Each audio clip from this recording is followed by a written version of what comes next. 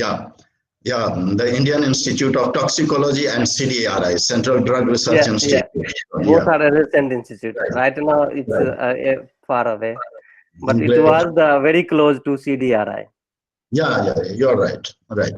And both are really highly renowned institution of not only India but worldwide.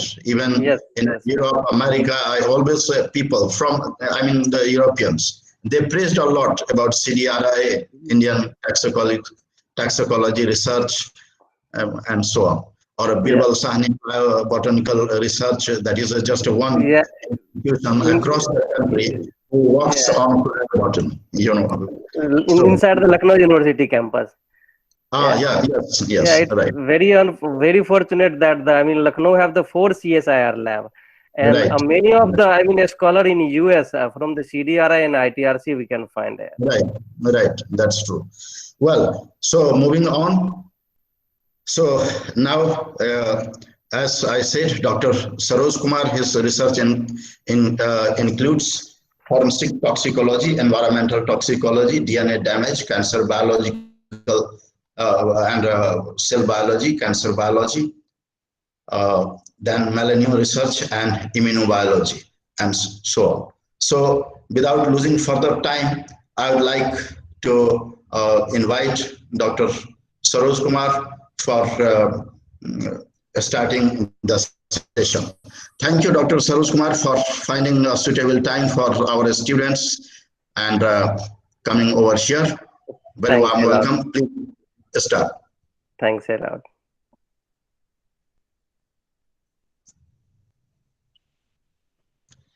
Please, you can start the session. Yeah, sure.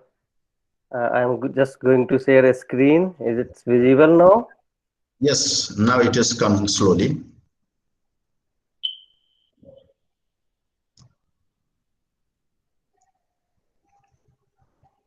Yes. Now it's okay. Yeah, yeah, we can see it.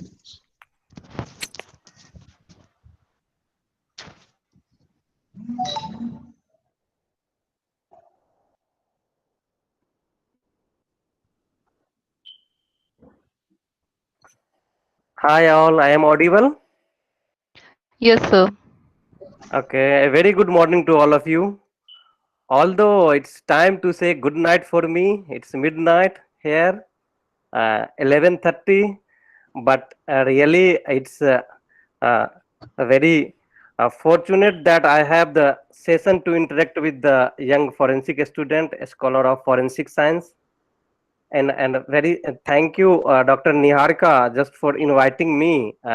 Many thanks to Dr. Thakur, Dean and Professor, Department of School of Basic and Applied Science, GD Goenka University, entire forensic team, Dr. Renu, and the entire team of forensic GD Goenka University. As a background of environmental toxicology, as a research scholar of environmental toxicology or the toxicological background as a research scientist, today I am going to share the what are the exact role of this environmental toxicology in the field of forensic science, in the field of criminal investigation, how this environmental toxicology can play a very important role just to find the justice, just to give the proper help to the criminal justice system. Dear student, as per the definition of this environmental toxicology, when you find this word on the Google or the dictionary meaning, it's showing that this is something related to the toxicity induced by chemical and its impact on the health, right? But I have a little different concept. I am audible? Yes, sir, Yes. you are audible. Yeah, yeah, okay. Please go I'm on. not able to see the screen. Only the PPT are seeing, not the corner slides are showing. Then my slide is okay, right?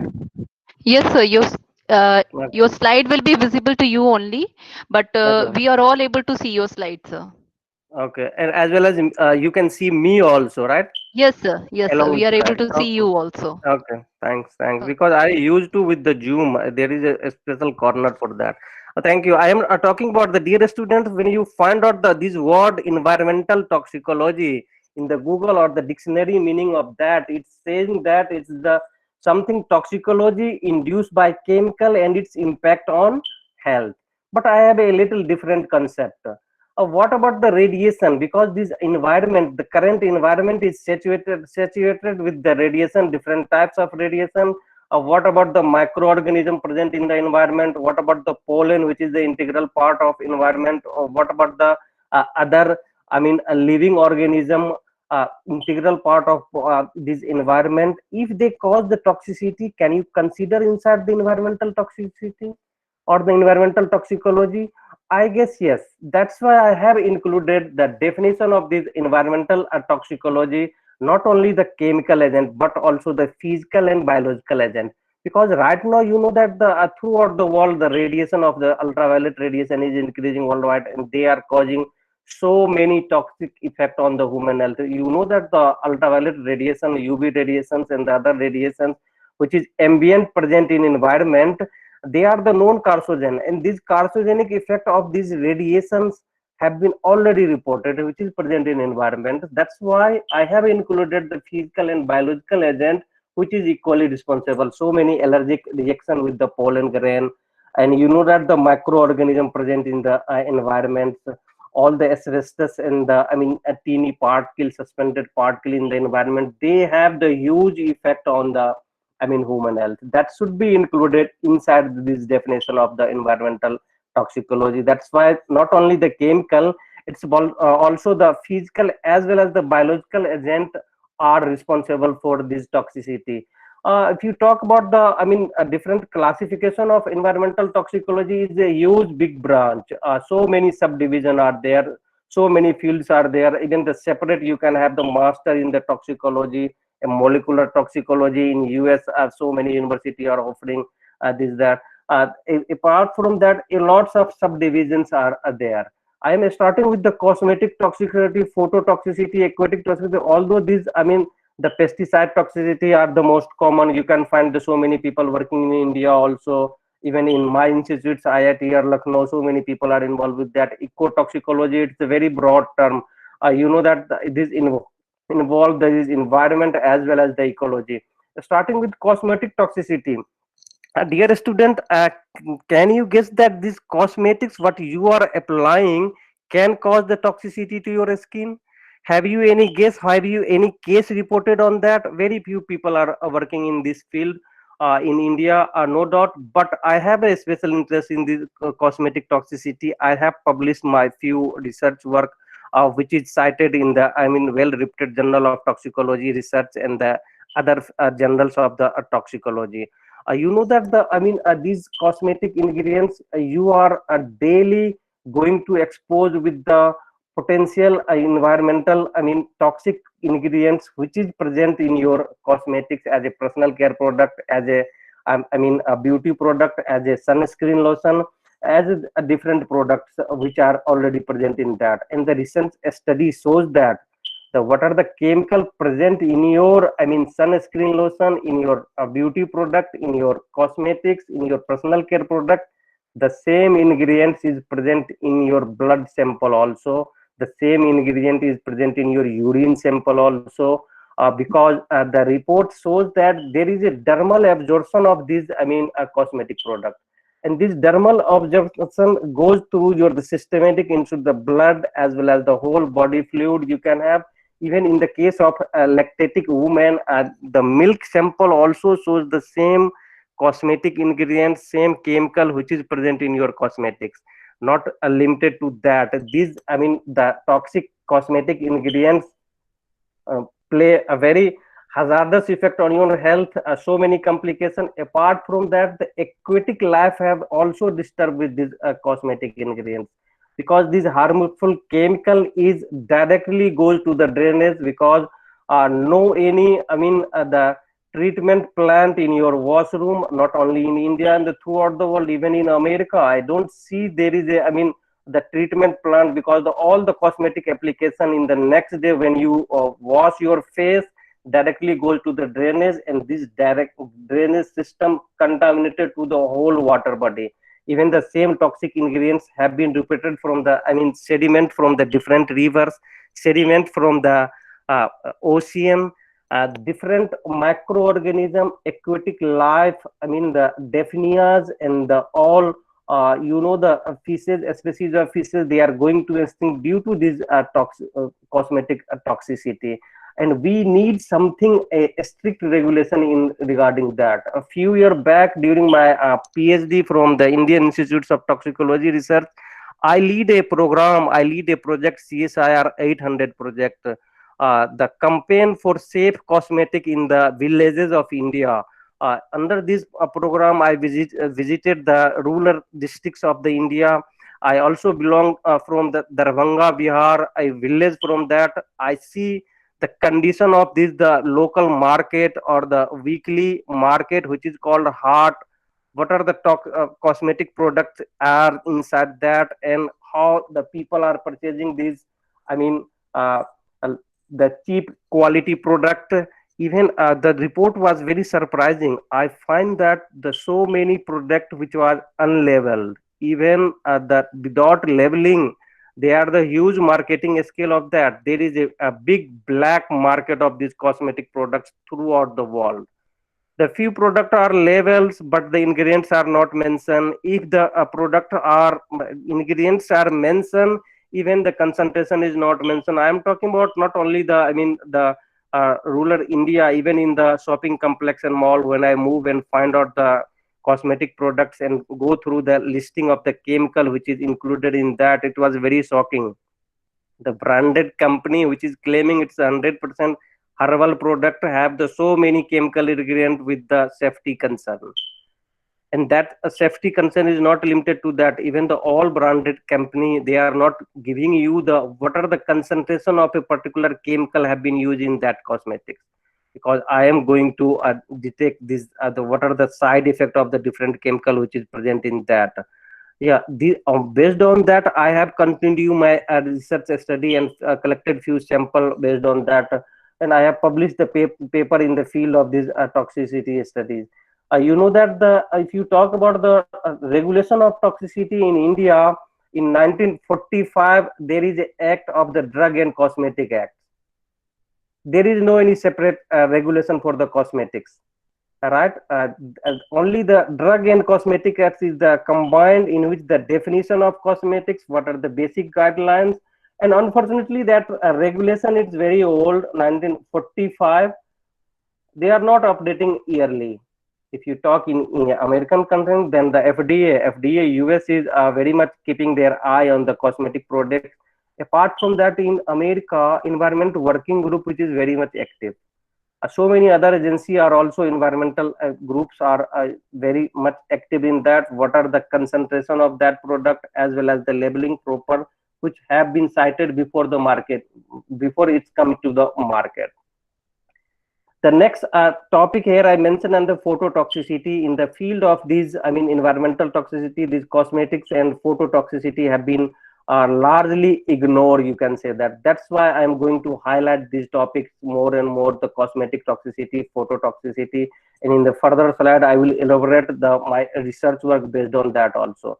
If you talk about the phototoxicity, in these days the intensity of ultraviolet radiation is increasing, I mean, throughout the world.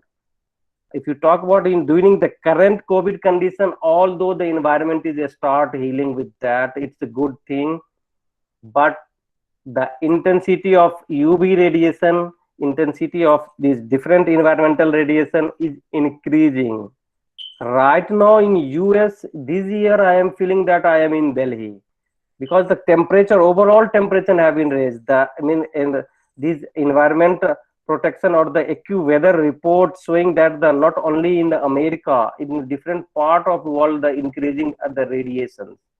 Although we have the less toxicants in the environment, but the radiation, you know that the radiation coming from the sun, somewhat this, I mean, ozone layer we are protecting from the UVC. Otherwise the UVA and UVB is much in the environment, which causing the so many side effects. And I have already discussed that this radiation, UV radiation, is the known carcinogenic, because the beauty of this radiation is that they have a very much affinity to our I mean, thymine bases of the DNA. Once the two thymine bases come together, they will have the affinity and join together in the presence of ultraviolet radiation and break their bond with the complementary adenine.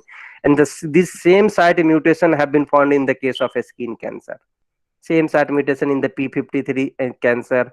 That's why this phototoxicity, the toxicity induced by light, the photo means light, that cannot be ignored, and this should be included under the environmental toxicity.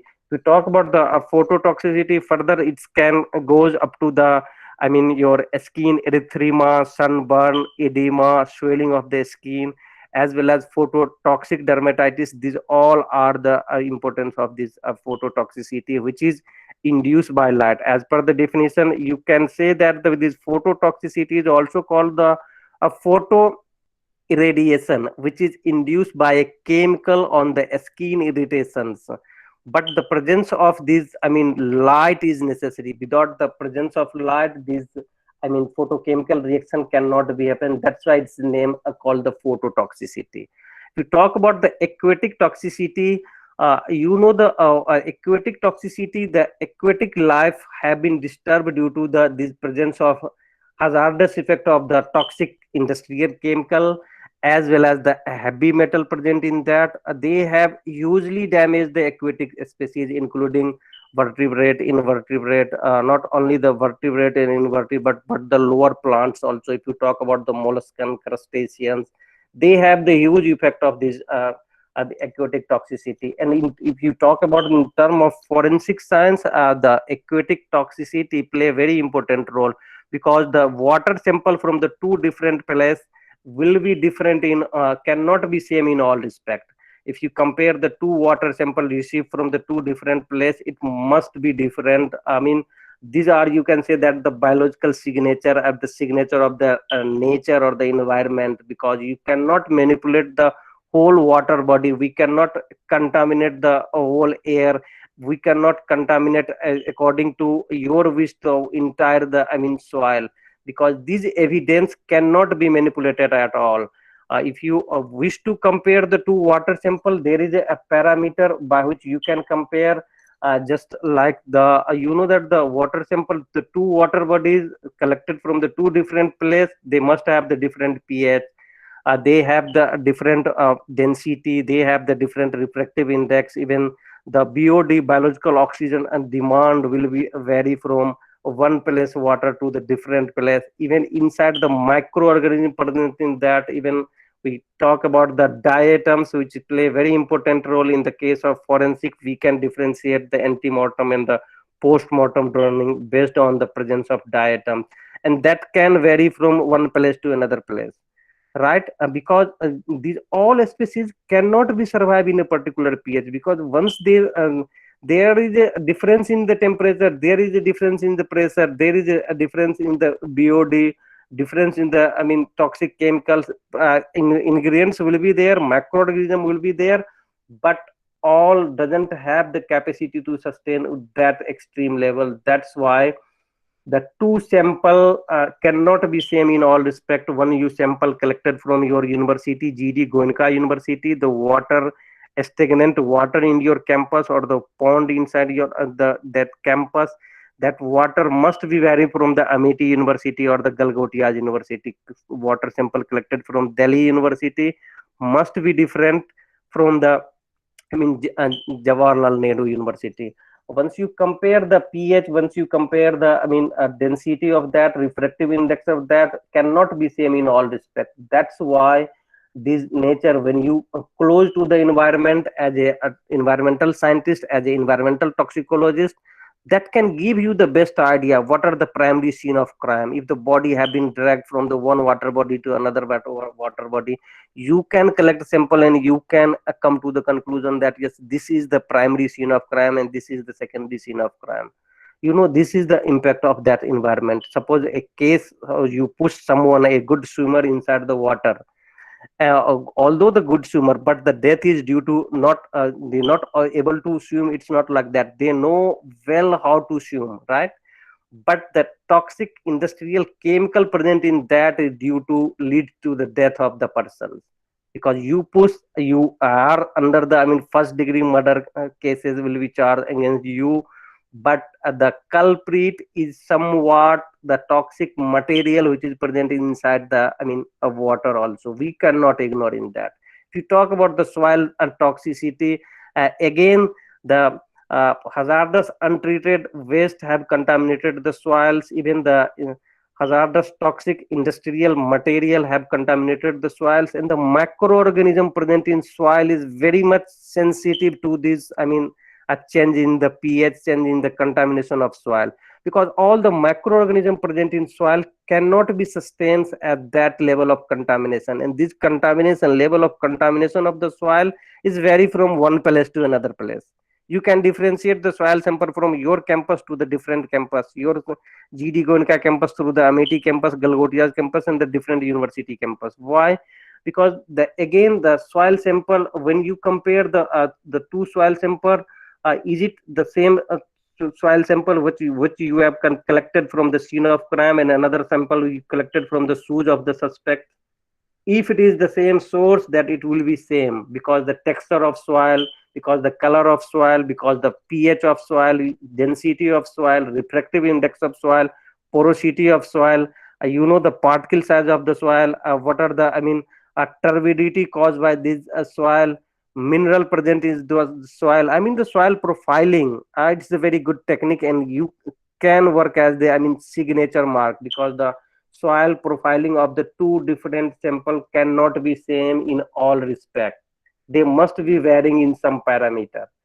If you compare the color of the soil, texture of the soil, and the other different microorganism, the mineral concentration in that, because this contamination, degree of contamination is not uniform, right? And these are the very much a clue you can compare with this soil sample as per these. Even not only in the if you talk about the diatom, which is not only present in the water, which is also present in the soil, right? We can find out the difference between the two soil sample. Similarly, if you talk about the toxic air, the air poisonous gases, so many times even the doctors of the forensic medicine confused with the poisoning due to carbon monoxide, because this is the colorless, odorless. That this gas can cause the acute toxic effect. Carbon dioxide beyond the permissible level, even the sulfur dioxide, different oxides of the nitrogens. That these can cause the acute effect, which can goes up to the nervous system level, impairment of the coordination, motor impairment, as well as the nervous system, dizziness. These all can be happen within the acute, and you can say that the acute exposure of that, or even the single day exposure with the repeated exposure, we can find that. As per the American Lung Association, which clearly shows that this contamination present in the air can cause the lung cancer, it can damage your kidney, can damage your brain, even the birth defect with this suspended particle present in that, and so many abnormalities. Even the nerve system, even the brain have been compromised due to the presence of this toxic air. Again, if you compare the quality of air, in the term of, you can say that the air quality index of your campus with the different campus, that will vary from one place to another place. This is the beauty of environment. If you study environment really very closely, if you able to communicate with the environment, you will find something different. You will find something, and this evidence cannot be compromised in and at the political pressure, and this evidence cannot be compromised with the muscle parts and the other influence with that, because the that the eyewitnesses can turn hostile before the judge inside the court, and many times they are changing their statement. But if you really study these the environmental sciences, environmental toxicology, if you study the air quality index of your campus, that must be vary from the different campus, right? Because the presence of the different gases in that air is not exactly same throughout the cities, throughout the, even in the same city, that the air quality index will vary from one place to another place. This is the beauty. We can go on through that. you talk about the occupational toxicity, no doubt this branch is also like the cosmetic toxicity, phototoxicity. This branch occupational toxicity is very less studies. Very few people are working in our country regarding this occupational toxicity, but we cannot ignore at all as a forensic science students, as a forensic scholar, as a forensic scientist. We should consider when you are going to write the report based on the person involved in a particular case, and but they are he or she is working with the different types of radiation. A healthcare person, they are working with the x-ray, they are working with the ultrasonic radiation, are working with different types of radiation in the research lab. They have the huge chronic effect, although in one go the single exposure cannot give, but a long time effects are there. When you write the forensic report, you must consider the background of the person. If they are associated with the chemical industry, if they are associated with the pesticides industry, you know that the nerve agents are there and a huge toxic effect on that. This should be included under the environmental toxicity, although this area is less standardized. If you talk about the ecotoxicology, these are the broad field. I guess this is the broader than the environmental toxicology, because the if you talk about the ecotoxicology, it's the environment plus the ecology, and the toxicity not level at the individual person. It deals with the toxicity level at the community, at the level at the population, at the level of the biosphere, because these are included ecology also, ecology as well as the environment. If you talk about the ecosystem of the aquatic ecosystem, this comes under the aquatic toxicity. But the ecotoxicology, these field are studied well, but still we have a lot of scope of the research in that area, because this converts the ecology as well as the environment. Pesticide toxicity, no doubt, this area pesticide toxicity under the heading of environmental toxicity is well studied, but still a lot of scope in that area. If you talk about the pesticide toxicity, these are the known nerve agents, especially the organo of phosphate pesticide, especially the ethyl parathion, methyl parathion, malathion, and the other paraxone. They are the nerve agent. These are the known acetylcholine inhibitor.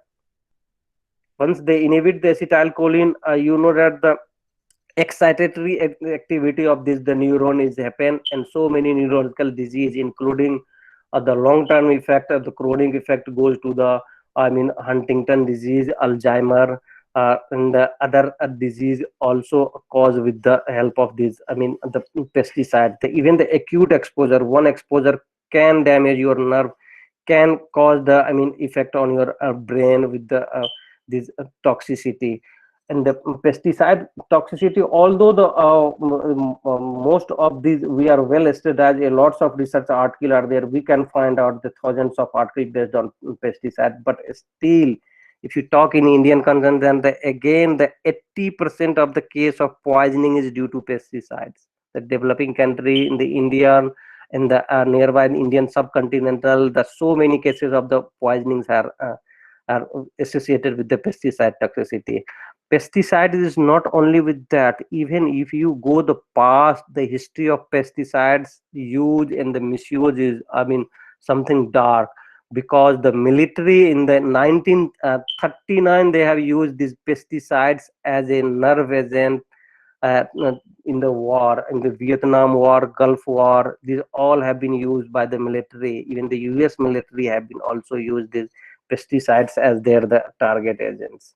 Right? These all we are going to overview of these all the different types of toxicity, but in the broader term, next I'm going to discuss the phototoxicity, cosmetic toxicity, aquatic toxicity, because these details of these all to summarize in the 1 hour lecture is a very difficult task. I'm trying my best.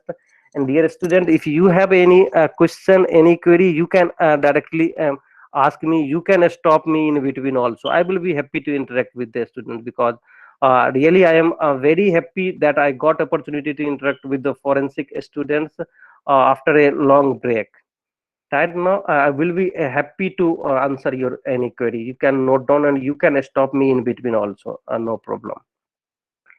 Starting with the phototoxicity, at the definition of this toxicity, I say that it's the photo irritation which is induced by the chemical in the presence of light. Because why it is important in this case, why I am highlighting this first, because these are the field which have a lot of scope. You can correlate this the damage induced by light on your skin. Is it the antemortem injury, or you can say that this injury is caused by the radiation. So many times it's very confusing with the for the doctors of forensic medicine also. As far as phototoxicity is concerned, the environment is saturated with the different types of radiation, especially the UVA and UVB radiation, which is very much present in the sunlight. Although the UVC radiation is the most hazardous radiation, but the good thing is that it is almost 100%, 99% is absorbed by the ozone layer. It's the good thing, because this UVC is directly absorbed by the DNA. It ranges from 200 to 280, and our DNA, our nucleic acid, fall in that range also. If you talk about the UVB, it's comparatively less hazardous, but they have the toxic effect because the few chromophore and the nucleic acid, the protein can be absorbed at the 280 nanometer. That's why the UVB and UVB is importantly present in the atmosphere, present in the UV radiation. If you talk about the overall radiation which is coming on Earth, only 5%, 5 to 10% is UVB, and the rest is UVA. If you talk about UVA, this wavelength is vary from 320 to 400 nanometer. Although it's the less hazardous, but having the great penetration power. You can see that this can cross up to your the blood capillary level. Although the energy is less, right?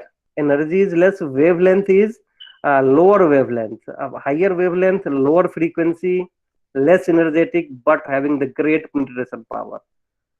The energy is increasing, but the penetration power is decreasing, right? UVB it ranges from 280 to 320 nanometer, but the penetration power is comparatively less. Although the less energy, higher energetic than the UVA, but the penetration power is less. That's why we are thinking that the only UVB is harmful for us, because the UVB is directly absorbed by the skin chromophore, directly absorbed by the nucleic acids. That's why the main target is UVB, and the first sunscreen which is developed for the soldiers which contain UVB filter only, because our mindset is that only UVB is harmful for us. But the recent study shows that UVA is equally important. We cannot ignore UVA, although it's the less energetic, the wavelength is longer, but the longer exposure or the chronic effect can play a very damaging effect on your skins also. If you talk about the sunscreen lotion, just to protect yourself from this ultraviolet radiation, so many protective agents are there. People are in US using the sun cloth, sun umbrella, even the hat having the UV filter on that, sunglasses they are using, because in the developed country in the Europe and US, what are the intensity of the ultraviolet radiation, they have been forecasted before. Accordingly, they will prepare themselves to before go out. The SPF may define as is the minimal erythremal dose of ultraviolet radiation to the sunscreen protected skin divided by unprotected skin. It means that suppose the SPF 30, it means that the 30 times more protection. And you can find your sunscreen lotion, even the fairness cream have also some SPF value. You can find it in India also. I see the sunscreen lotion and the as well as the different fairness cream, they have the 15 SPF. It means that the 15 times more protection than the naked skin. But the one negative thing is that the SPF doesn't tell you anything about the UVA. Higher SPF means the higher protection from UVB only. It doesn't tell anything about the UVA protection. But the recent study shows that if the damage is caused by UVA, no doubt the percentage recovery is very, very less in comparison to UVB. The chances of recovery from the UVB is comparatively higher than UVA. That's why if the damage is caused by UVA, the recovery probability is very low. We cannot ignore, and the long-term effect can cause skin cancer also.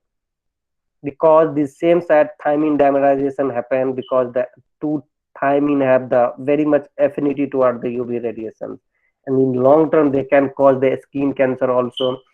The FDA recently have proposed the star rating for UVA because the recent study shows that UVA is equally important. We cannot ignore. That's why, apart from the, apart from the SPF, you can find the star rating for UVA protection. Lower star means, 1 star means the lower protection, and the maximum you can have the 4 star for the highest protection from the UVA. These are the different skin lesion which are present on your skin, and people are very much confusing with the melanoma. The one thing is very much clear: your skin moles. Right now, your skin moles is basically, if you have the mole on your skin, that will be the, very good example of symmetry, symmetrical in all respect. You can divide that skins or the mole or present on your skin into the two equal half by any plane. That is the good example of symmetry. But if in the case of melanomas, if it is the melanoma, that will be the unsymmetrical. They will grow, irregular shape. That will be not in symmetrical. That's why you can differentiate the mole present in the normal mole as well as the melanoma, because melanoma is the very dangerous type of the skin cancer. I will discuss later. It's causing the so many huge effect. The mortality rate with the melanoma is higher, but comparatively it's a very less chances to have you melanoma. That's why you should not confuse with the mole present on your skin with the melanoma. Here the question is, how long you are safe in sunlight?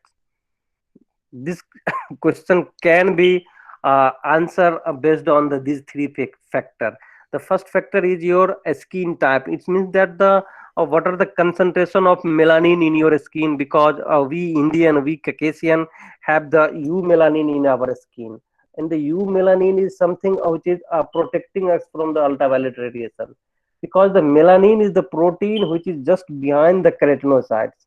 Once your skin is get exposed with the ultraviolet radiations, these melanocytes will come and cover your the keratinocytes, as work as a protective layer, just like the umbrella. That's why when you expose to the sunlight, you can see the tanning in your face, or just in the 10 minutes or the 30 minutes, you can see your skin is comparatively blacker, because this black is the temporary one due to the presence of melanoma. It's a good thing. If you able to tan yourself, it means that you are protecting yourself from the direct burning, sun burning. It's a good thing. The another factor is the UV index. UV index is basically the quantity of the ultraviolet radiation coming in your locality. You can analyze that what will be the probable UV index of the next day, because they have forecasted a day before in the all developed country. The SPF is the sunscreen of factor, the sun protection factor of your sunscreen lotion. These are the three parameter on which you can say that how longer you are safe in sunlight, or in another word, you can say that after how many minutes your skin will start burning, or you can say that after how many minutes you need really a sunscreen lotion or something to protect yourself from the ultraviolet radiation. The skin type, on the basis of melanin content, it have been divided into the 6 type. The type 1 is for the albino skin. A skin of albino is contain the few melanin. Few melanin is not the true melanin. The skin of albino is least protected, very minimum protected in the sunlight. The tanning, the chances of tanning is very, very less. Always burning happen. Always burning. Similarly, in the type of the skin type 6, you can see that these are the skin of negro, having the huge pigment on the skin. This skin pigment on the presence of the U melanin or the true melanin is really the protection. Hardly burning happen. Always tanning. You can say that. If you talk about the we Caucasian or the Indian, which are categorized under the skin type 3, which are maximum safe in sunlight, is 200 minutes divided by UV index of that area.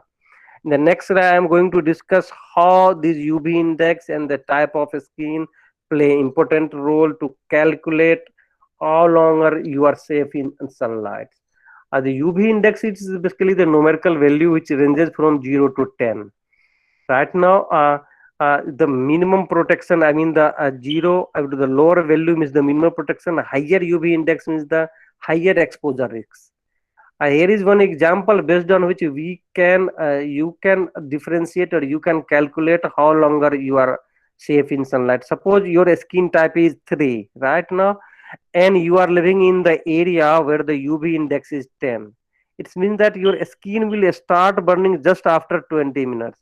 Because in the last slide I have said that if your skin type is 3, then you are only 200 minutes safe.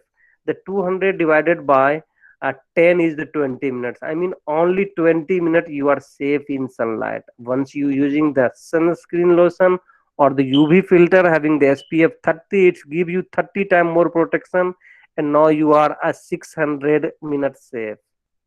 These are some hazardous effect of ultraviolet radiation, because UV radiation is the known carcinogenic effect, but these are the direct effect of that: the phototoxic dermatitis, phototoxic reaction, erythema, edema, photoallergic dermatitis, and sometimes with the help of immune responses it causes severe damage to the skin, apart from the skin cancer.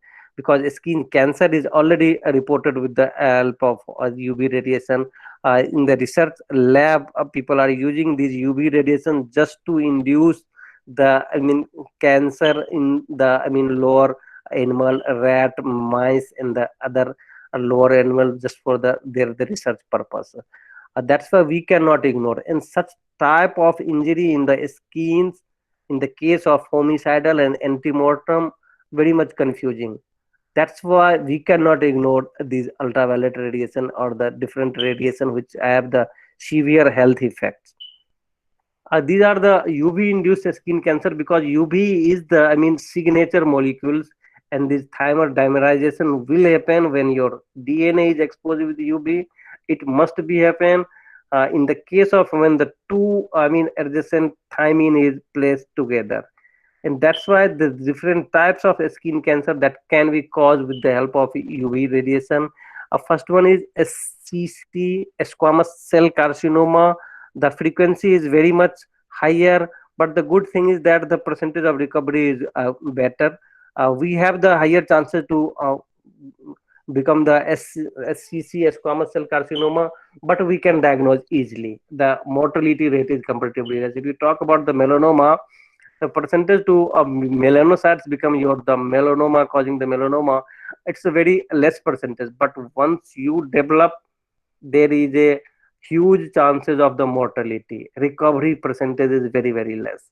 These are the different types of the skin cancer, and the only culprit is UV radiation, ultraviolet radiation. That's why you cannot ignore. You cannot ignore in that.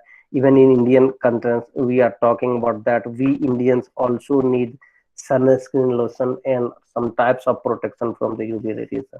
Next, I'm going to discuss the cosmetic toxicity, because you know that this phototoxicity, cosmetic toxicity, very less people working on India, but it has the huge impact even outside country. It doesn't mean that these cases is not reported in India. Even you talk about the skin cancer, I was referring some article which shows that the RIMS hospital in Manipur, as well as the few hospitals in the Punjab, they reported the skin cancer from the India. That's why we cannot ignore these radiation. If you talk about the cosmetic toxicity, as per definitions, I said that the toxic chemical, because you are daily going to expose with the hazardous material or the potentially toxic ingredient present in your personal care product, present in your cosmetic product, present in your beauty product, as well as the different sunscreen lotion, and the huge side effect with that. The scope of studies, because the popularity of sunscreen or the cosmetics product having a UV filter is increasing day by day. The reason for increasing is the study shows that the excessive sun exposure increases the risk of skin cancer, skin aging, and other skin diseases. This is the report of Environment Working Group, which is very much active in USA as well as the other developed country, which shows that 84% of the sunscreen product with SPF rating 15 or higher provide us inadequate protection or having the ingredient with safety concern. 84%. Even you are talking about this, I mean, this country. In fact, the Environment Working Group also estimated that the 97% American having the oxybenzone. Oxybenzone is the UVA filter. You know that these are the, I mean, give you the protection from the ultraviolet A radiations. They are present in their blood. This is the best example that you can say that this UV filter is dermally absorbed. This travel through the systematic blood vessels and can go to your blood sample. Not only in blood, the same ingredients can be found in the sea, I mean sediment of the sea, sediment of the river also. These chemicals are the endocrine disrupting chemicals, and you know that these mimic the endocrine hormones, reproductive system of the lower organism and the fishes.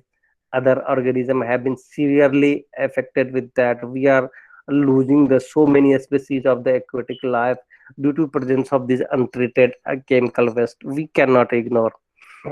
According to World Health Organization, 3 million non-melanoma cancer and approximately 1.5 lakh melanoma skin cancer occur globally each year, which may be increased by the sun exposure. Although if you talk about the Indian content, we have the U melanin in our rich brown skin, no doubt, but still we require the sunscreen with SPF 30, which is this study is for the Indian our country. They have been published. We require the sunscreen at least 30 SPF. Although you have the U melanin or the true melanin, it's a good thing for us. Thus, the safety of the sunscreen product is a matter of concern of human health consequences. Hello? Hello, I am audible? Yes, Yes, sir, sir, you you are are audible. audible. Okay. Any question from the students? You can take the question. I can interact in between also, no problem. Sir, they have written in chat box. Once you finish the presentation, you can answer them one by one. Okay, okay. Yeah, SPF of the sunscreen, I guess I have already discussed. I am going to present a few my research work on which we have done in the, I mean, IITR Lucknow, Indian Institutes of Toxicology Research during my PhD program.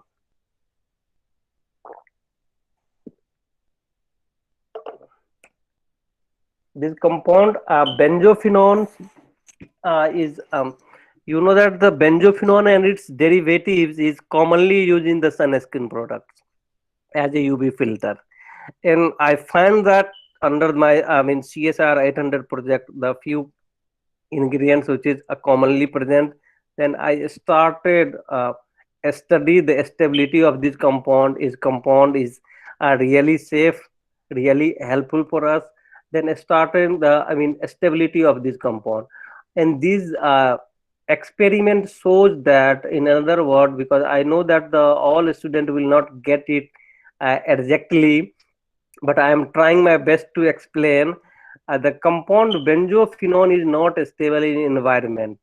You see here in the 4 hours of the exposure with the environmental radiation or the sunlight, the compound is or more than 60% degraded.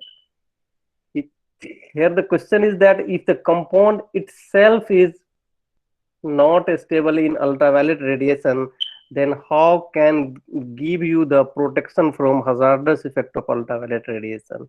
And this compound benzophenone is extensively used in the different cosmetic products, not only in the sunscreen. The same sample I have sent for the LCMS analysis just to find out is there any photo products are there, and we found that the two photo products, one is by the oxygenation of the parental compound and the another is oxygenation as well as the reduction of parental compound.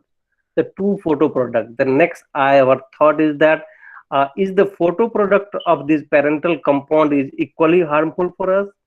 We have to find out the study again with the parental compound. I have started my study, and I found that this parental compound generate the singlet oxygen species, which is the photochemically generation, and I find that which is maximum in sunlight followed by UVB and UVA.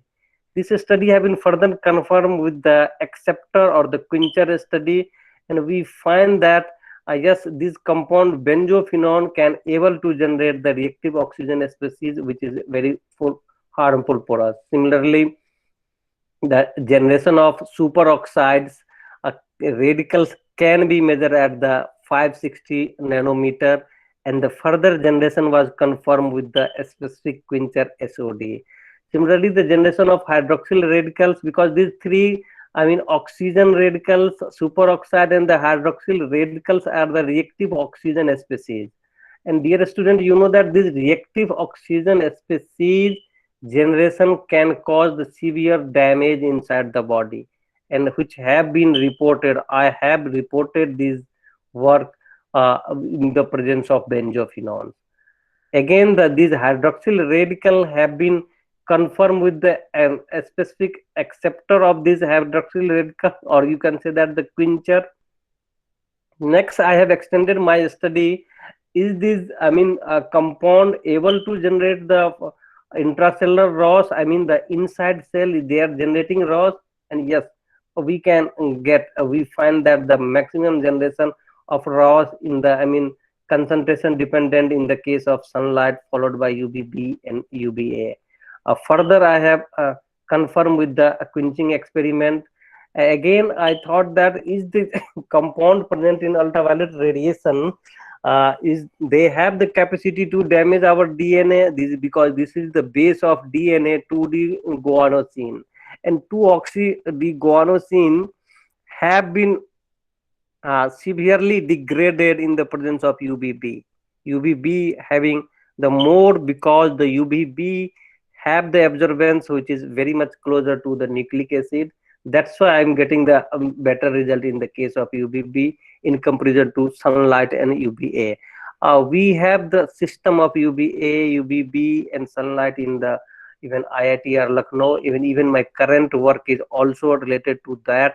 I am here just for the extension of what I have did during my PhD. That's why, dear students, you are the forensic background.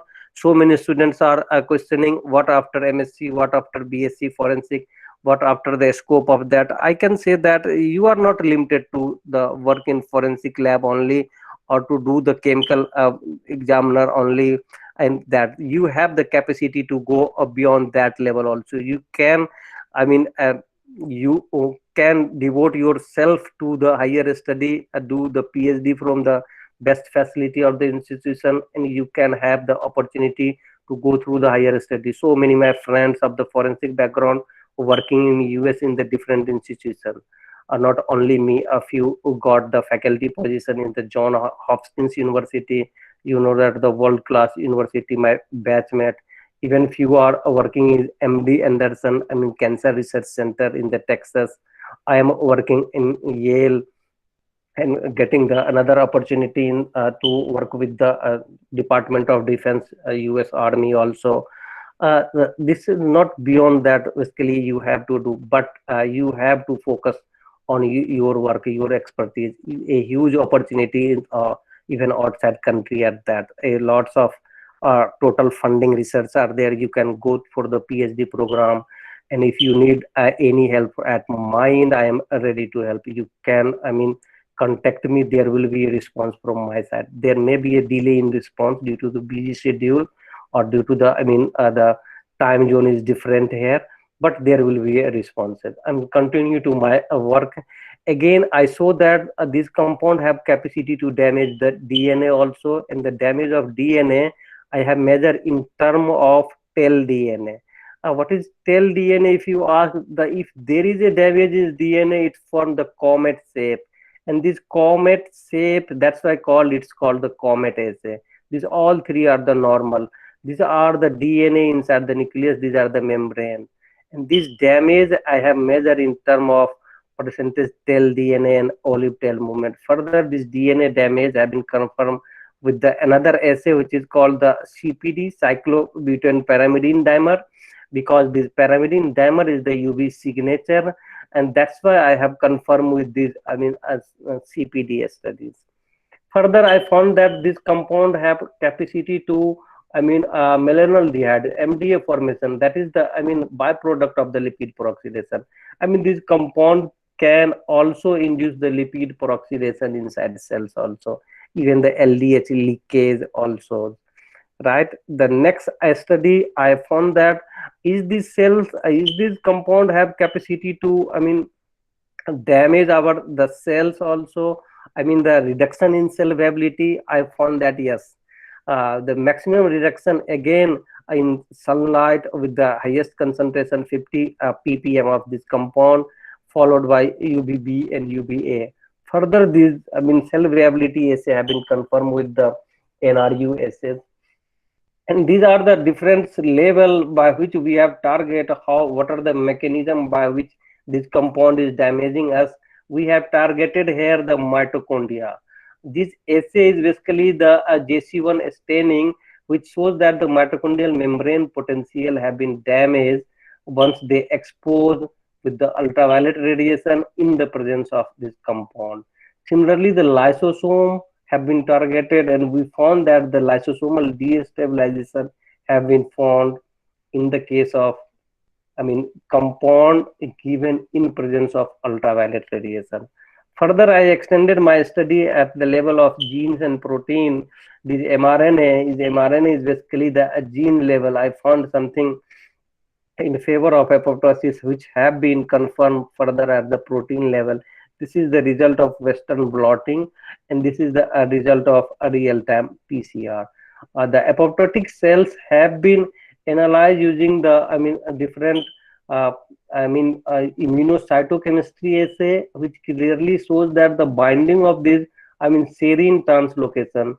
This protein is translocated when the cell is going to compromise or the apoptosis have been initiated. This serine is translocated from, I mean, inside nucleus to the outside, and this green color binding indicate that yes, cell is in damage, because there's no any such binding you can see in the our control systems. I guess it's very difficult to get you at the graduate and undergraduate level, but still if you have a questions, you can ask me. I am trying my best to summarize my research work very quickly. Again, at the protein level, as well as the gene level, I confirm that this is the, I mean, gene cytochrome C, which is released from the mitochondria, have capacity to form the apoptosis with the help of caspase independent pathways. I come to the conclusion.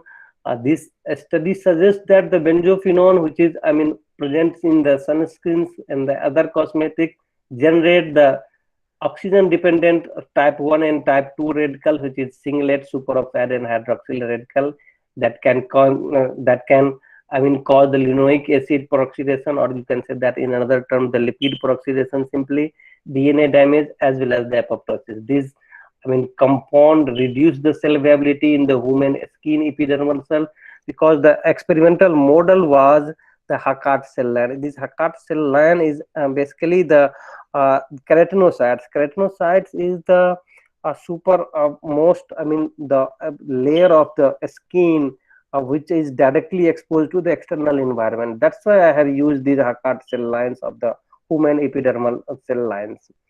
Since the benzophenone is extensively used in sunscreens, perfume, soaps, paint, and the packaging material of the food stuff, there should be the Indian consideration.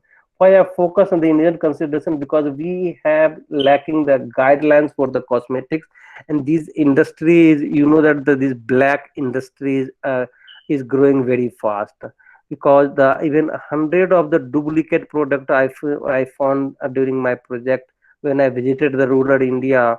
Even the more than 10, I mean, duplicate product of the Fair and Lovely, Ponds, and the different cosmetic product what you are using it, and they are basically huge selling of these duplicate products are there. We don't have the, I mean, strict guidelines for that, and we are just ignoring, but we cannot do any more longer. Thus, the use of benzophenone in the sunlight exposure may lead to phototoxic and the photogenotoxic effect. This was my study, which have been published in the toxicology letters. I have published this work from the India. In the consecutive, the photo product I have shown in the very second slide of my work, that is also published in the toxicology letters.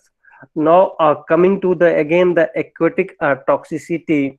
If you talk about the aquatic toxicity, it's not limited to the diatoms, but here I am going to focus more and more diatoms, because the student of forensic science, you have the huge impact on the, I mean, diatoms. They can play important role in the drowning cases, anti-mortem drowning, post-mortem drowning. And if you talk about the environmental toxicity, the presence of different chemicals inside the water, they have extinct these species also. At that level, if you talk about these diatoms, most of you can find diatoms from the nearest water sample. It's very easy experiment. Just collect the water sample from the nearest pond, mid water, try to collect, and add the few drop of Lugol's iodine. Just after half an hour, these all, I mean, active materials, I mean, the active microorganism will settle down. Took one drop of sediment from that and see the diatoms, beautiful symmetrical example of diatoms under the compound microscope, whatever the microscope you have in lab, and you can see these species. It's a very good example, because this is the best example of symmetry. You will not confuse with the other organism. Why it is good example? Because you can divide these diatoms into the two equal half. If this is the radial one, you can divide into the two equal half by any plane, but here bisymmetrical, you can divide through this plane. I mean, the only one plane by which you can divide into the two equal half. Very good example of symmetry, and you can find the nearest, I mean, water body present in your campus or whatever, because this is present in the fresh as well as in marine. As per the report shows that the more than 1 lakh species, and even in India, the report shows as 100 of species. But when I try to find these species, we hardly find the 10-20 species. The literature shows that the more than 30 species is present every part of the India. But that basically it's not at the ground level when you are going to find out the different species, because due to the contamination of water, and these all species cannot present uniformly throughout the, I mean, country, because if there is a variation of pH, particular species will leave, particular species will not able to survive. That's why that so many dependent factors. I mean, the dependent factor is water, dependent factor is the pH, temperature, pressure, as well as the industrial toxic material inside the water.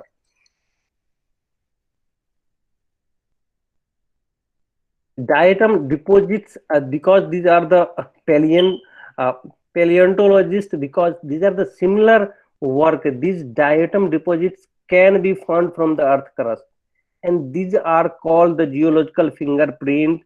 Why it is called geological fingerprint? Because due to the changing of environment, all the species cannot be present at the same time. With the help of diatoms examination, as the paleobotanists will do that, we able to find out the which type of species and what will be the environmental condition 1000 year back or the 100 year back, what will be the environmental condition, because the presence of diatoms is the indicator of environment. All the species, that's why cannot be present uniformly at all places. So many dependent factors, they require a particular pH, they require a particular, I mean, temperature and pressures in that. That's why these diatoms is the geological fingerprints. One sample collected from the earth crust that can be shows that what will be the particular condition of environment in those era. Apart from, if you talk about the diatoms other than the, I mean, this forensic, then it can play a very important role in carbon dioxide fixing. It's the scavenger of carbon dioxide, as well as we can find some ethanol production from the diatom, because diatom is the siliceous alga and they have capacity to produce the ethanol. Few research work is going on in that area, that they are growing diatoms just to collect the ethanol as a biofuels or the bioenergy. Synthesis of fatty acid, because they have the enzyme, its own enzyme acetyl carboxyl gene they have presence already. Geological survey, the past environmental condition, because the beauty of these diatoms is that these are the indicator of environment. And what will be the environmental factor before the, I mean, 100 year back, the presence of diatoms can give you the condition of environment. Because yes, I am over time, Niharika. Hello. Hello. Sir, yes, sir, it's almost 11:15. In fact, I would request you to wind up little, sir, go little fast. A Okay. number of questions are there in chat box. Okay. Uh, uh, number of questions are in a chat box. Can you share the question? Okay, I'm going to wrap up first. The Yes, items sir. play very important role in the antemortem and the postmortem drowning. This is the, I mean, this diagram is created by me during my master from the NICFS, which is the part of my, I mean, thesis also from the master. You know that this are the, I guess this diagram will able to differentiate the antemortem and the postmortem drowning. In the case of post-mortem drowning, you know, so there's the dumping. I mean, the dead body have been dumped inside the water. Since the, I mean, pumping mechanism of heart is ceased, that's why this, that's why Excuse me, diatoms sir. cannot be goes beyond them. Yes. Excuse me, sir. Yes. Sorry, sir, for interrupting. It's already Okay. 11, more than 11. So it's More than 11:20. So 11. Try to finish Okay. it. Okay. That is, yes, Okay, sir. It's I'm going to wrap 11:20. up in the two. Okay. Sorry. Okay, dear students, you can contact me directly. I'm going to share my contact detail. The finally, these are the work done by a student Neha when I was in lovely professional universities. They collected a few species from the different palace of the, I mean, Himachal Pradesh, just to find out. These are the original macrograph, photo macrograph of the diatoms they have collected. This slide shows that the how the human activity or the anthropologic activity can found on the diatoms, and how these chemicals form the different abnormalities inside the diatoms. These are the morphological deformities based on these diatoms. If you talk about the environmental toxicology versus forensic science in one line, we can say that be the environmental scientist, be the environmental toxicologist, because the, if you able to talk with environment, if you able to communicate with environment, they can give you the best evidence. All the evidence is hidden inside environment. Be close to the environment, talk to the environment. If you able to speak with environment, you can solve the forensic cases. Be the environmental toxicologist. Thank you for your query. You can just Google me for my research work. My name is Saroj Kumar Amar. Just Google me. You can find the research article. What are the research activity I am doing? All this present. You can contact me on my Gmail. There will be my WhatsApp number also. You can contact me for the quick response also. Thanks you all. A few selected questions from your side, Niharika. I'm not able to see these all questions. Uh, No problem, sir. I will read them. Renu ma'am, are you reading the questions or should I? Ma'am, please carry on, ma'am. Okay, okay. So first question is from Mervin. He's asking, sir, if the cosmetic product is organic, will it be absorbed into the body fluids like blood, or is it this effect limited to the aqueous compounds? If not, will their toxicity be limited to the tissue of application only? Yeah, a very good question. Dear, you know that the benzophenone itself is the organic compound. My study shows that these benzophenone uh, can be present inside the cells and causing the very much side effect. The inorganic, if you talk about the inorganic products, they have the very limited titanium oxide, zinc oxide. They are the inorganic. They are the comparatively better than organic one, right? But organic and inorganic both cause the severe effects based on that. The inorganic product also goes inside the body because you know that if the particle size is higher, that can be seen very easily. If you reduce the particle size, that there is a dermal absorption. Okay, next question, please. Okay. Uh, Sir, next question is again from Marvin. He's Okay. asking, sir, why is UVA and UVB a concern if we have the direct repair system mediated by the enzyme photolyase that reverse the thymine strong base stacking interactions?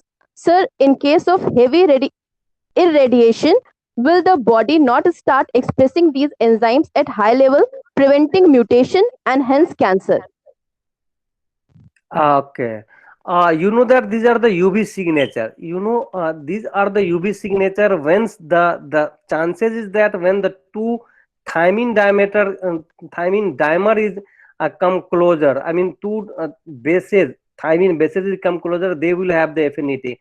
But it's not necessary. These are the cases of skin cancer is only due to the presence of this radiation only, right? These are the known carcinogens. It means that once you expose with UV radiation, I mean your repair system is damaged already. It's not like that.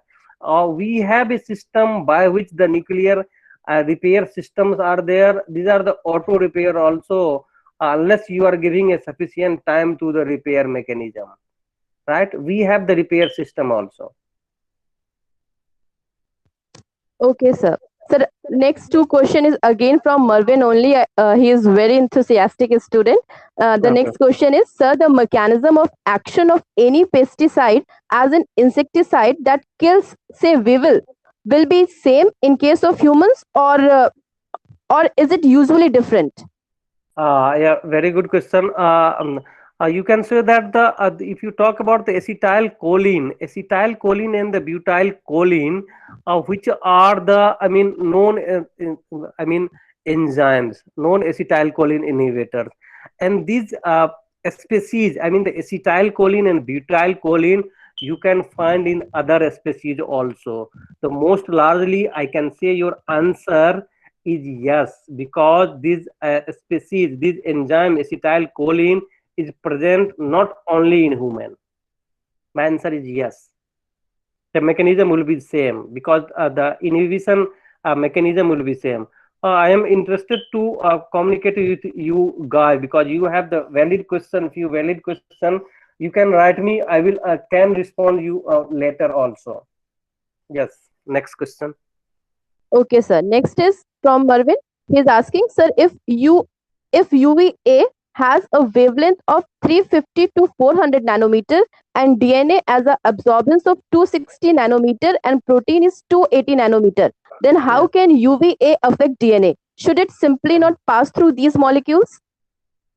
You have a very valid question again. UVA have the longer wavelength, although longer they have the longer wavelength, but you know that UVA is also causing CPD.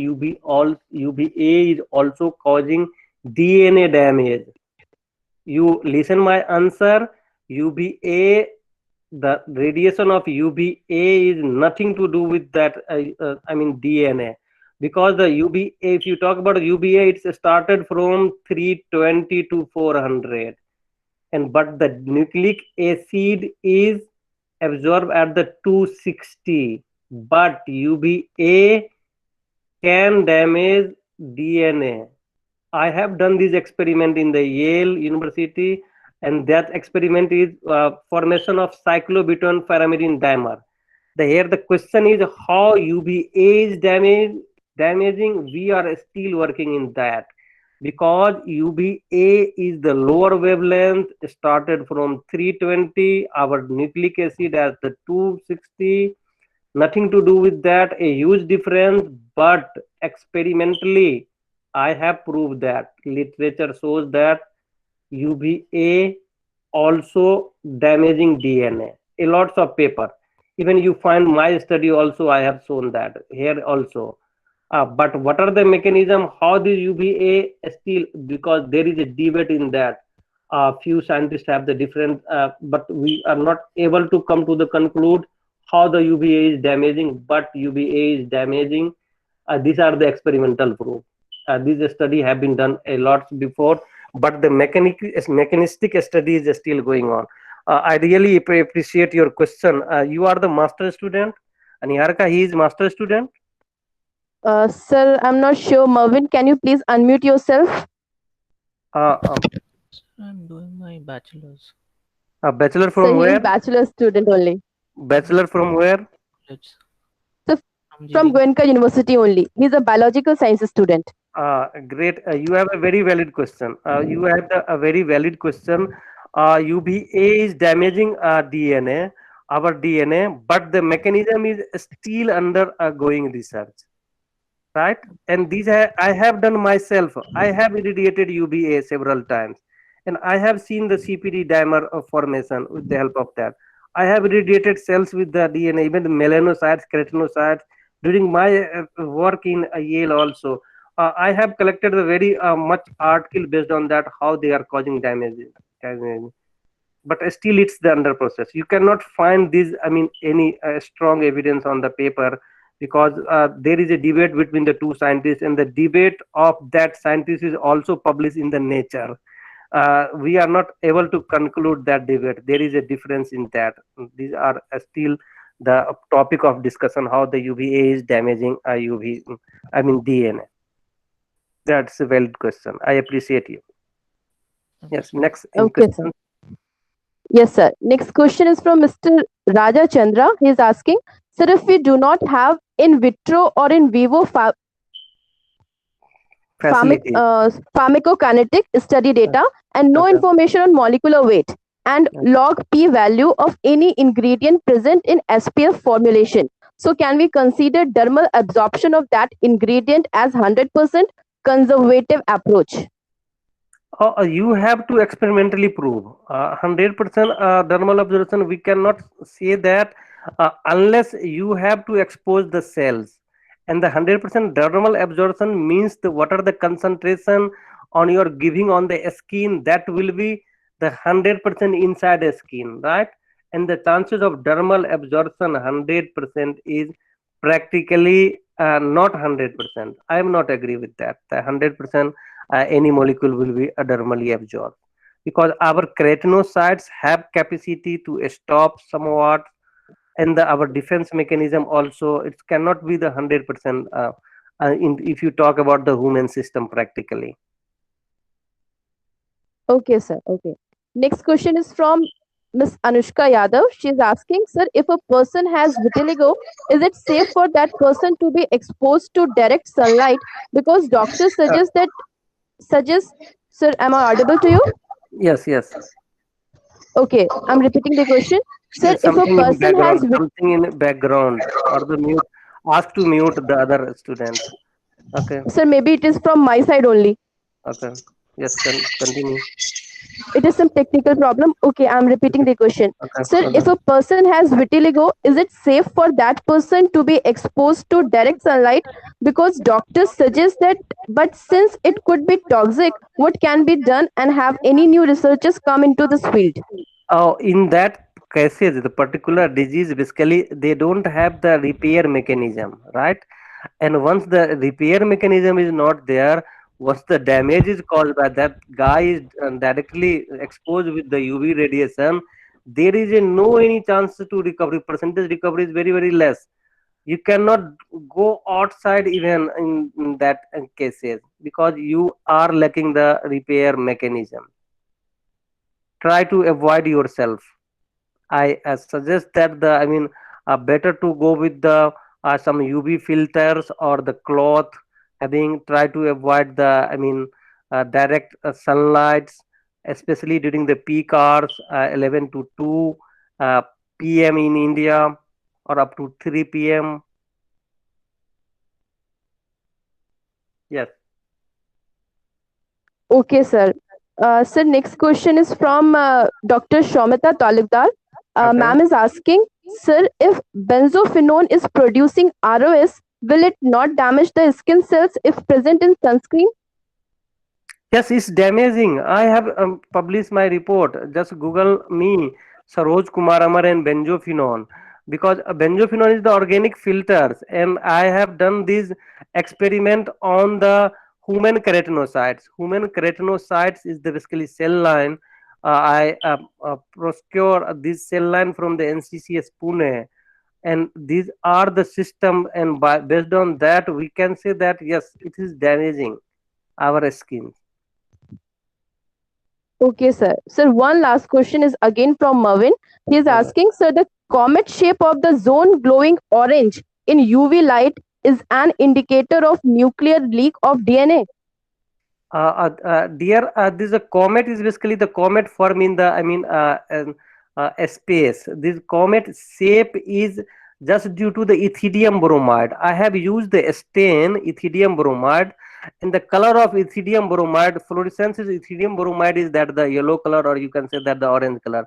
You can use another dye also. You can even the green color fluorescence, red color fluorescence also. Something you have to use which can intercalate with the DNA, because these ethidium bromides are the most common, but they have the side effects also. People are avoid switching this ethidium bromide to the other dye which have the fluorescent indifferent, but these are the easily available, most common, most chelating dye which goes and bind between the double stranded DNA, and the fluorescence of that DNA is yellow, right? You can tag the with DNA with the another chromoform of your choice, green color, red color, or the multicolor, as you can, if it is available in market. Okay, sir. Hope, Mervin, you got your answer. So we are done with the question answer session. I will request Dean sir. Sir, over to you. Ma'am, I have few questions. Okay, Thank you, Niharika ma'am. sir. One student Shivam wants to answer. Ma'am, over to you, please. Yes, ma'am, you can go with the question. Yes, please. Okay, Shivam, you want to ask Yes. something? Yes, ma'am. Yeah, Yes, please. Sir, my question is regarding the like organophosphates and the pesticide or industry. Sir, Yes. sir, the soil collected from the pesticide industry in Lucknow only show very different chemical formation with that pesticide. It show degradation of that pesticide.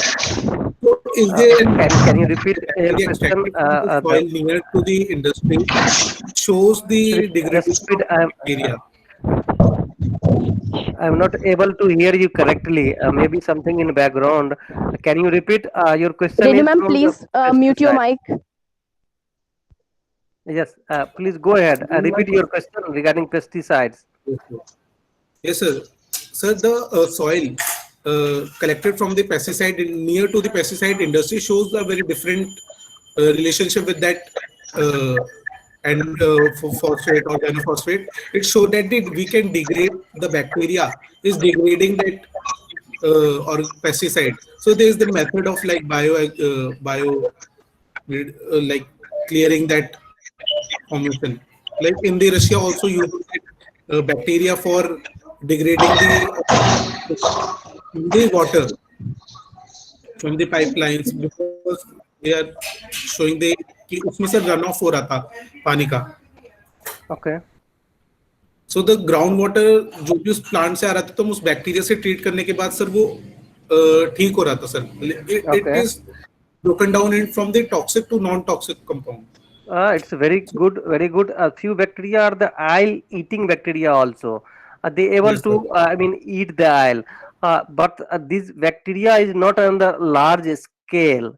We cannot control on based on that, because still a huge toxicity based on these organophosphate pesticides, even basically the methyl parathion, ethyl parathion, malathion, a huge side effect. Even the farmers you are using that pesticides, they have the side effects. And these bacteria you are talking about, these are only for the research work going on that. These are not present universally in India and throughout the world. Still we are affecting with that. Yes, but it's no doubt very beautiful if you able to find something and the large scale which can present in the environment and able to degrade these pesticides, that will be good. But simultaneously, why you are using pesticide, you should not forget your target, because you are using pesticide just to control the pest. And if the degrading bacteria is already present, then they will not work properly, because they can digest pesticides before they able to digest the pest, right? You getting my point? Yes, sir. Yes, sir. Yeah, the purpose to have the, because in India, each and every family farmers have been collecting the pesticides. In the case of poisoning also, they are consuming that pesticide because easily available somewhere. Because the reason is that the just to control the pest, and is the bacteria able to damage that, I mean the activity of that I mean they are degrading the organophosphate compound before they're able to degrade the pest, then the our purpose is not solved, right? You have to I appreciate your thinking in that areas, but it should be the leftover the I mean pesticides only, because we are going to spray the field, right? In the field, that Yes, sir. bacteria, if this is present on the soil, they might be present on the plant also, at least on the herb, not on the shrub, right? Yes, sir. Yes, sir. Yeah, Thank you, sir. I appreciate your thinking in that way. Thank you, Shivam. Thank you, sir. Dean sir, over to you. We are done with the question answer session. I am happy with the question, because the few question they asked very much relevant, and I expecting that if the BSc student from the GD Goenka University is asking me such question regarding the DNA damage impact of UV, I really appreciate. I will happy to interact further with the those student also. You can share my WhatsApp and all detail, Niharika. Good. Sure, sir. Sure. Thank you so much. Thank you for being so humble. Thank you, sir. So over, Yeah. question answer over. ये doctor Renu Singh ji, Yes, sir. अब कोई प्रश्न नहीं है? No, sir. Right now there is no question. Thank you, Amar sir. So So you have Welcome. you have beautifully presented the presentation. This presentation is very nice. It is for a layman person and also for the specialized area. Sir, nowadays everybody wants to look beautiful and more attracted. So everybody is now using a fairness cream. So your presentation is like an eye opener for all of us, and we appreciate for giving a valuable time and giving us such an informative and a motivational lecture. Thank you, sir. Thank you. Dean, hello. So over to you, sir. well, so thank you. So मेरे ख्याल से समस्त जिज्ञासाओं का समाधान हो गया तत्काल, कोई जिज्ञासा बची Thank you, नहीं है। sir. Thank you, sir. बहुत बढ़िया, that's great. Thank you for your time, and thank you to all the faculty members. बहुत सारे faculty members, though it is I think basically for forensic student and maybe some chemistry and biological science, but many our faculty members I have seen they have joined this session, and I'm sure it is much say valuable, knowledgeable, and helpful further, especially for the forensic students. So thank you once again, Dr. Saroj ji, for taking your time to be with us. Thank you.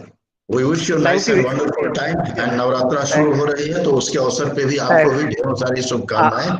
आपको भी बहुत बहुत शुभकामना नवरात्रा की, और सारे student को जितने भी स्टूडेंट हैं वो हमें कम्युनिकेट कर सकते हैं. I will happy to share my contact detail. I appreciate the few question from your students. Really they are doing well in your university. दो चार को येल यूनिवर्सिटी लेके, आप येल में ही तो है ना? जी, येल में ही ले जाइए दो चार और स्टूडेंट को. बहुत बड़े बड़े बुश जूनियर येल में ही पढ़े थे। बराक ओबामा भी कुछ मेरे ख्याल से sometime he has studied at Yes, so Yale. many, even the Nobel Or, laureate from Yale also, the Ivy League university. right, It's a good opportunity for students. They have to work on the look for the fellowships. If they got the fellowship for the PhD program, for the master program, they will get the opportunity to do that.